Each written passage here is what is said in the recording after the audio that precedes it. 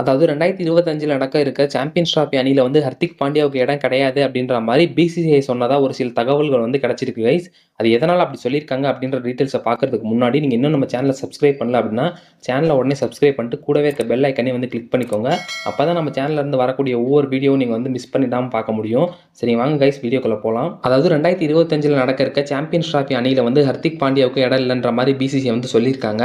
எதனால அப்படி சொல்லியிருக்காங்க அப்படின்ற டீட்டெயில்ஸை பார்க்கறதுக்கு முன்னாடி, இந்த இந்தியா வெர்சஸ் ஸ்ரீலங்கா சீரிஸ்க்கான ஸ்குவாட்ல வந்து ருத்ராஜ் கெய்க்வாட் மற்றும் அபிஷேக் சர்மா வந்து எதுக்காக டிராப் பண்ணாங்க, அது மட்டும் இல்லாம சுப்மன் கில்ல வந்து 2 ஃபார்மட்லயும் வைஸ் கேப்டனா அப்பாயிண்ட் பண்ணதுக்கு என்ன காரணம், இந்த மாதிரி கேள்விகளுக்கு எல்லாத்துக்குமே நான் வந்து கண்டிப்பா பதில் சொல்றேன் அப்படின்னு ஏற்கனவே சொல்லியிருந்தாரு நம்ம இந்தியன் டீமோட செலக்ஷன் கமிட்டி தலைவர் அஜித் அகர்கர் அவர்கள். அவர் சொன்ன அந்த பிரஸ் கான்ஃபரன்ஸ் வந்து இப்போதைக்கு லைவா போயிட்டு இருக்கு. அதாவது நான் இந்த வீடியோவை மேக் பண்ணிட்டு இருக்கும் போது வெயிட் பண்ணி பார்க்கலாம் ஃப்ரெண்ட்ஸ், எந்த மாதிரி ரீசனபிள் காரணங்களை சொல்றாங்க அப்படின்னு.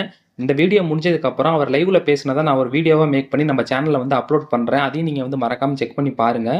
சரிங்க ஃப்ரெண்ட்ஸ், நம்ம இப்போதைக்கு மெயின் டாபிக் வந்து போயிடுவோம். அதாவது 2025ல் நடக்க இருக்க சாம்பியன்ஸ் டிராபி அணியில் வந்து ஹர்திக் பாண்டியாவுக்கு இடம் இல்லைன்ற மாதிரி பிசிசி வந்து சொல்லியிருக்காங்க.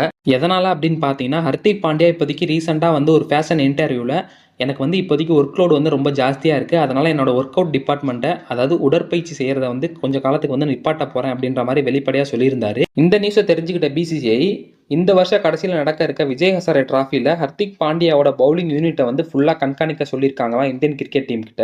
அந்த சீரியஸில் ஹர்திக் பாண்டியாவோட பவுலிங் பெர்ஃபார்மன்ஸ் வந்து எந்த மாதிரி இருக்கு அப்படின்றத பொறுத்து தான் வரக்கூடிய சாம்பியன்ஸ் டிராஃபிக்கு இந்தியன் டீம்ல வந்து அவருக்கு இடம் அப்படின்ற மாதிரி பிசிசிஐ வந்து சொல்லியிருக்காங்க. ஏன்னா டே பிசிசிஐ ஹர்திக் பாண்டியாவுக்கு இந்த இந்தியா வர்சஸ் ஸ்ரீலங்கா சீரீஸ்ல கேப்டன்சி கொடுக்கல.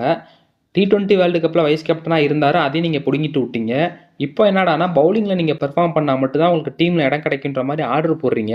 பாருங்கள் ஃப்ரெண்ட்ஸ், இப்போதைக்கு ஹர்திக் பாண்டியாவுக்கும் இந்த மாதிரி நிலமை அப்படின்னா அப்போ பிசிசிஐல வந்து எந்த மாதிரி பொலிட்டிக்ஸ் வந்து நடந்துட்டு இருக்கு அப்படின்னு நீங்களே கொஞ்சம் யோசிச்சு பாருங்களேன். சரிங்க ஃப்ரெண்ட்ஸ், நம்ம வீடியோ பிடிச்சிருந்துச்சு அப்படின்னா லைக் பண்ணிக்கோங்க. நம்ம சேனலை வந்து தொடர்ந்து சப்ஸ்கிரைப் பண்ணி சப்போர்ட் பண்ணுங்கள் ஃப்ரெண்ட்ஸ்.